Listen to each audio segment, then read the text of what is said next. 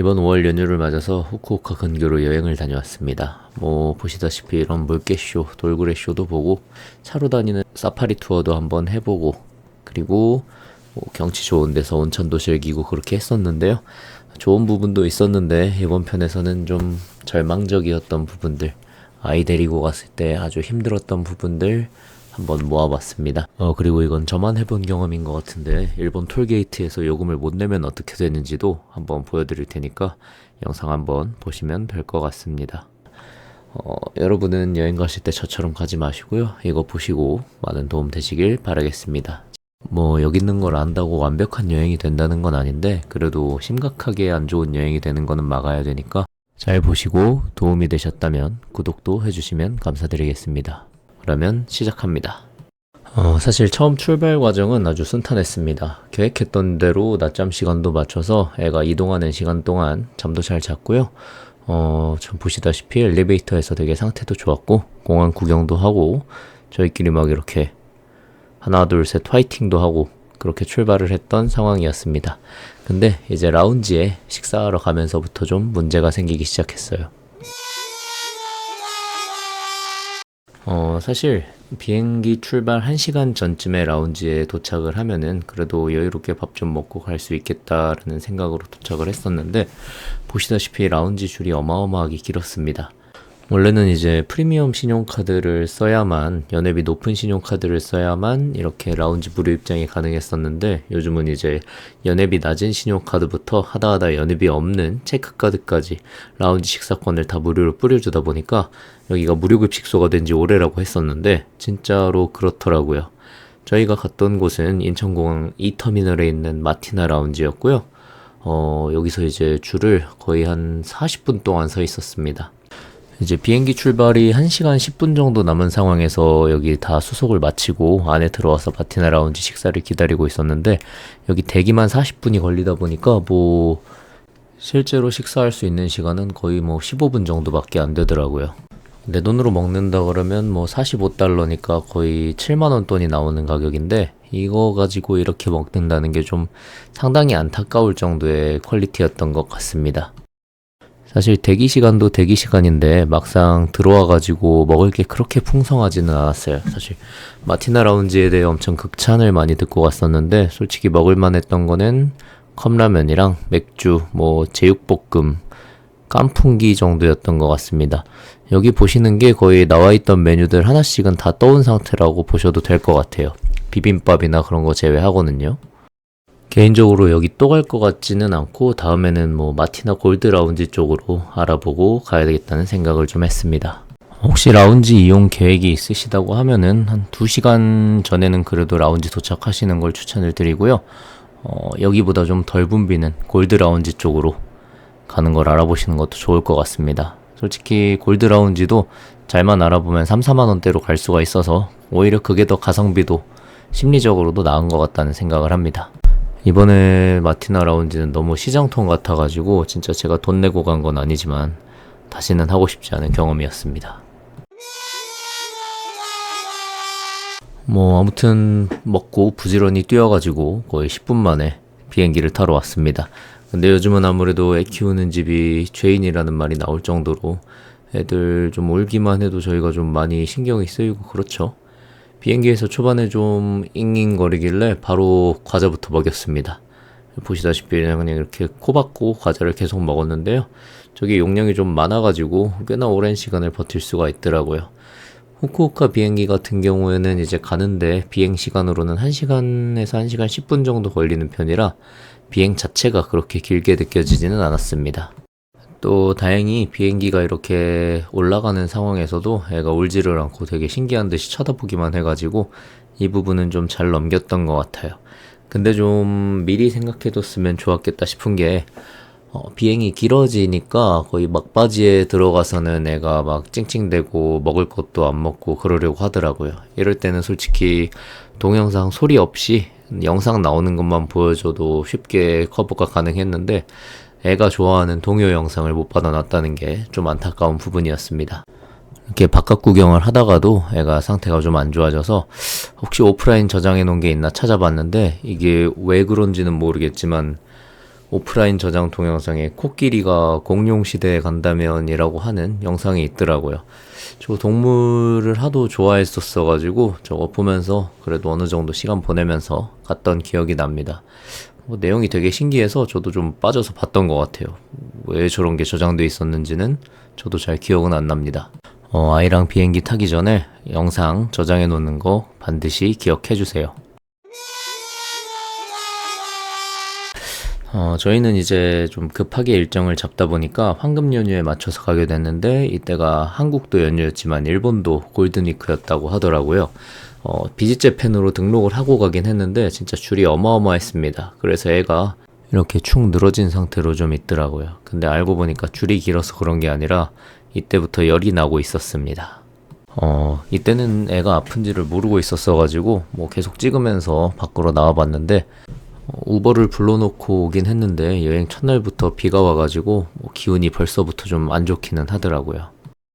어쨌든 뭐 어플 할인 받으면서 싸게 탑승을 해서 저희 한 10분에서 15분 정도 거리에 있는 첫날 호텔로 이동을 하게 되었습니다. 호텔은 이제 다다미 방이라서 애가 이렇게 퍼져서 자기가 좀 좋았어요. 걸어다니기도 좋고 뭐 굴러다니기도 좋고 침대가 없는 아기라서 골랐는데 이건 잘했다는 생각이 들더라고요. 이렇게 둘이 놀게 놔두고 저는 장을 보러 좀 나갔습니다. 원래는 저녁을 식당에서 먹을 계획이었는데 아무래도 애 상태도 그렇고 해서 바로 취소하고 걸어서 저만 근처에 있는 마트에서 장을 봐오기로 했습니다. 일본 거리를 사실 저만 보고 와이프랑 애기는 방에만 있느라 거의 이날은 보지도 못했어요. 비행기에서 내려서 택시 타고 방에 체크인하고 그동안 저만 이렇게 감상하면서 영상 찍으면서 돌아다녔습니다. 제가 간 곳은 근처에 이제 로피아마트라는 곳이었는데요. 뭐 이마트라고 보시면 될 것 같습니다. 한국에서는.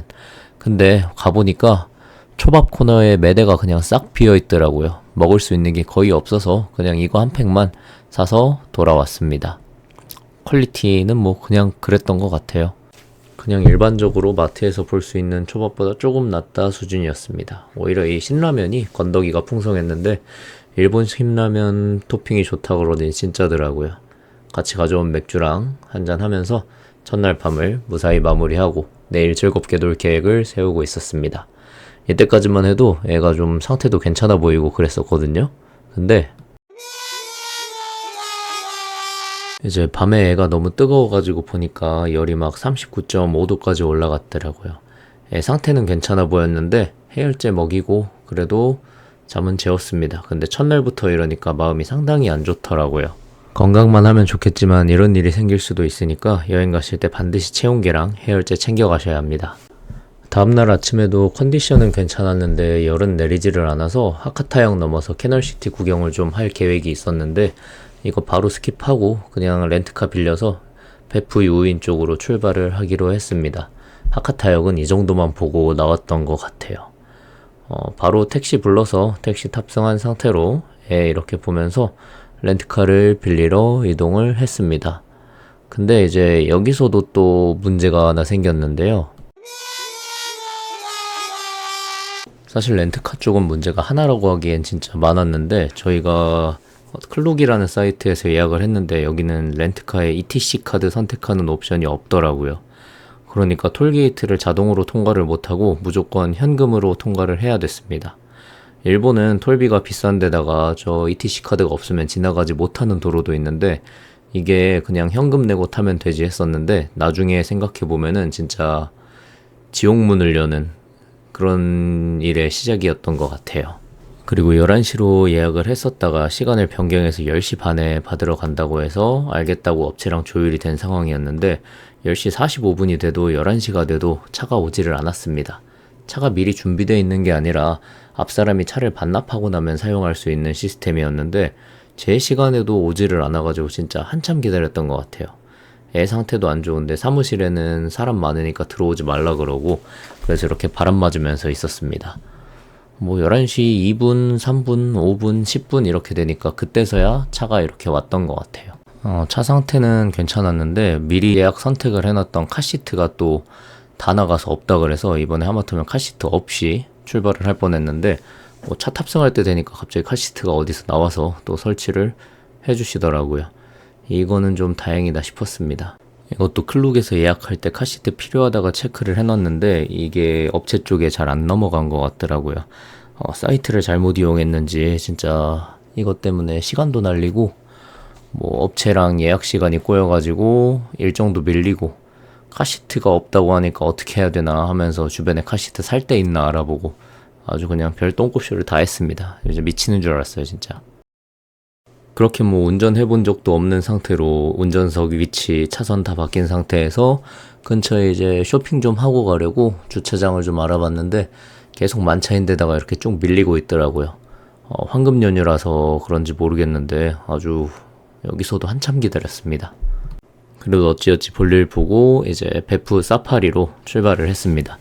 ETC 카드가 없어도 갈 수 있는 일반 고속도로 찾아가면서 이렇게 현금 내고 지나갔던 기억이 납니다. 톨비는 거기 한 100km 거리 가는데 3, 4만 원 나왔던 것 같아요. 아주 미쳤죠, 그냥. 솔직히 고속도로 인프라가 엄청 좋은 것도 아닌데 톨비가 거의 한국의 6배, 7배가 되다 보니까 엄청나게 부담스러웠습니다. 3만엔 정도 환전해 갔는데 톨비로 상당 부분을 사용을 했던 것 같아요. 또 애 낮잠 시간에 맞춰가지고 이동을 하면서 1시간 반 정도 운전을 해서 후쿠오카부터 베프, 오이타, 사파리까지 이동을 했습니다. 여기 이렇게 엔트랜스 톨게이트라고 입구에서 결제를 하고 안으로 들어갔는데요. 잘 먹고 잘 놀고 차에서 잘 잤는데 애가 또 열이 나서 다시 해열제 먹고 출발을 했습니다. 사실 열이 나기는 했는데 상태가 막 엄청 안 좋고 그런 거는 아니고 막 밖에 먹을 것도 잘 먹고 놀 때도 잘 놀아가지고 그냥 열을 39도를 넘기지 않는 걸 목표로만 데리고 다녔던 것 같아요. 다행히 사파리는 잘 구경해줘가지고 잘 보고 유인으로 넘어가게 됐습니다. 근데 제가 이제 유인 숙소에서 평소엔 쓰지도 않는 금고에다가 이 영상 촬영한다고 여권이랑 카드를 다 집어넣고 문까지 잠궜거든요. 심지어 이걸 이렇게 멍청하게 영상으로 찍어놨죠. 그 다음 뭐 이제 유인 산책도 좀 하고 하다가 경치 좋은 온천에서 좀 즐기고 밤에는 늦게까지 여는 마트 찾아서 유인 밤거리 또 혼자 산책하면서 천천히 이동을 해가지고 마트에서 먹을 것 좀 사고 자고 다음날 다시 후쿠오카로 출발을 했습니다. 여기 이제 제가 릴스 쇼츠에 올렸던 그 매장에 가서 맛있게 밥도 먹고요. 미리 계획해둔 대로 그 우미노 나카미치 수족관에 가서 이거 뭐 상어도 보고 물고기도 보고 그 다음에 물개쇼, 돌고래쇼도 다 보려고 했는데 저는 좀 재밌게 보고 있었는데 애가 생각보다 이걸 안 좋아하더라고요. 원래 동물에 환장하는 애라서 앞에 막 물개가 박수치고 돌고래가 뛰어다니는 거 보면 진짜 미칠 줄 알았거든요. 근데 저희 애가 20개월에 가서 그런지 뭐 그냥 잠깐 보고 아는 척만 하려고 하지 저 쇼하는 거 자체를 좋아하지는 않았습니다. 아무리 뭘 보여주려고 해도 그냥 간식만 먹으려고 하고 찡찡대기만 해서 나중엔 좀 주변 분들에게 피해가 되는 것 같아서 들쳐업고 저는 나왔던 것 같아요. 와이프한테 저 영상 좀 마저 찍어줘 하고 나왔는데 그 돌고래 여러 마리가 뛰는 장면은 딱 거기서 촬영이 끊겼다고 하더라고요. 좀 아쉽긴 했는데 그래도 찍은 거 있으니까 그냥저냥 어쩌저쩌 하고 숙소 근처에 가서 돈키호테 가서 좀 이런저런 장난감이랑 간식류도 좀 사고 근처에 있는 야끼소바집 가서 밥도 좀 먹고 그러기로 하고 출발을 했습니다. 이때까지만 해도 제가 여권이랑 카드를 전부 놓고 왔다는 사실 자체를 기억을 못하고 있었어요. 근데 이제 돈키호테에서 쇼핑을 하다 보니까 지금 현금이 얼마 안 남아있던 거예요. 그래서 현금 얼마 안 남았으니까 이번에 여기서는 좀 카드로 긁어봐야겠다. 해외 결제도 되니까 당연히 되겠지 하고 카드를 꺼내려고 했는데 제가 메고 다니던 힙색에서 카드, 여권 이런 거를 다 유후인에 빼놓고 왔다는 게 이때서야 생각이 났습니다. 이때 카드 결제를 할 생각을 안 했으면은 그게 없어져 있는지도 몰랐을 거예요. 와이프한테도 말 안 하고 영상만 찍어놓고 막 멍청하게 거기다 다 놓고 왔었는데 다음날이 귀국인데 여권이랑 이게 지금 없어졌다는 걸 저녁 7시에 알았으니까 아주 미치고 팔짝 뛸 노릇이더라고요. 그러면서 이 장면이 계속 생각이 났습니다. 카드랑 여권은 유후인에 있지 현금은 다 썼지 그래서 차만 있는 상태에서 요인을 가려고 하니까 국도로 가야 되는데 이러니까 2시간 40분이 걸리더라고요, 편도가. 그래서 이렇게 어두운 길을, 여기는 진짜 거의 국도가 다 1차로였는데 어찌어찌 가면서 2시간 40분 동안 하루 일정을 다 소화하고 다시 요인 쪽으로 출발을 했습니다. 다행히 숙소에서 여권이랑 카드를 다 맡아주셔서 다행히 10시 좀 넘어서는 이걸 다 회수를 할 수가 있었습니다. 그리고 이제 신용카드가 있으니까 톨게이트비를 낼 현금이 없더라도 카드로 결제를 하면 되겠지 하는 마음으로 다시 출발을 해봤어요. 검색해보니까 신용카드로도 결제가 된다고 해서 사실 안심을 하고 갔던 것도 있습니다. 이렇게 1시간 37분 정도 걸린다고 해서 밤 12시에는 도착하겠다 하는 마음으로 기분 좋게 출발을 했는데요. 카드 결제가 안 돼서 톨게이트에서 붙잡혔습니다. 한국 톨게이트는 돈 못 내면 그냥 다음에 내라 하고 보내주고 서류 떼는 게 일반적인데 일본은 돈 문제를 해결하기 전에는 절대 보내주지를 않더라고요. 그래서 반팔 입고 낮에 나갔다가 밤바람 차가운 고속도로에서 바람 맞으면서 저 일 처리되는 거를 좀 기다리다가 뭐 그러고 있었습니다.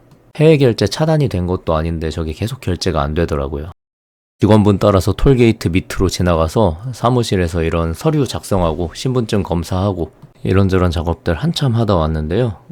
영어가 되는 것도 아니고 한국어가 되는 것도 아니고 제가 일본어도 못해서 의사소통도 진짜 어려웠고 와이프랑 얘는 좀 숙소에서 기다리고 있고 상태도 안 좋은데 한 40분씩 잡혀 있으려니까 미치겠더라고요.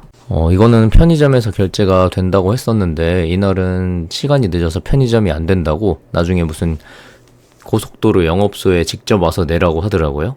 근데 고속도로 영업소가 어딘지도 모르고 없으면 톨게이트에서 내라고 해서 톨게이트 가니까 또 이 요금을 처리해주겠다고 하면서 그 요금은 내고 톨게이트 들어왔으니까 톨게이트비는 또 내라고 해서 6,500원인가 또 냈습니다.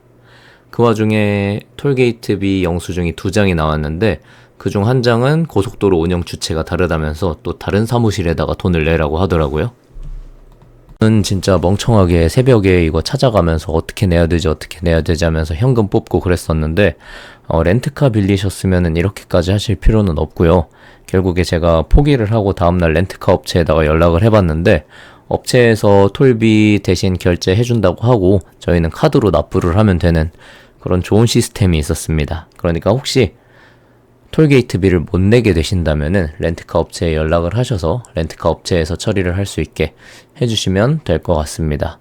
제일 좋은 거는 저같이 멍청한 실수를 안 하는 거고요. 멍청한 실수를 해도 극복할 수 있는 방법은 ETC 카드를 사용을 해서 현금이 없는 상태로도 톨게이트는 통과할 수 있게 하는 게 제일 좋겠죠. 계획을 진짜 철저히 짠다고 짰는데도 너무 실수가 많았던 여행이라 좀 힘들어서 오래오래 기억에 남을 것 같습니다. 여러분은 저 같은 실수 하지 마시고요. 여행 가실 때 꼭 이런 내용들 참고하셔서 좀 건강하고 행복하고 편안한 여행 되시길 바라겠습니다. 다음 영상은 이제 절망편이 끝났으니까 그래도 희망편으로 한번 돌아와 보도록 하겠습니다. 시청해주셔서 감사드리고요. 영상 도움되셨다거나 영상이 좀 재밌었다 싶으시다면 구독도 한번 부탁드리겠습니다. 감사합니다.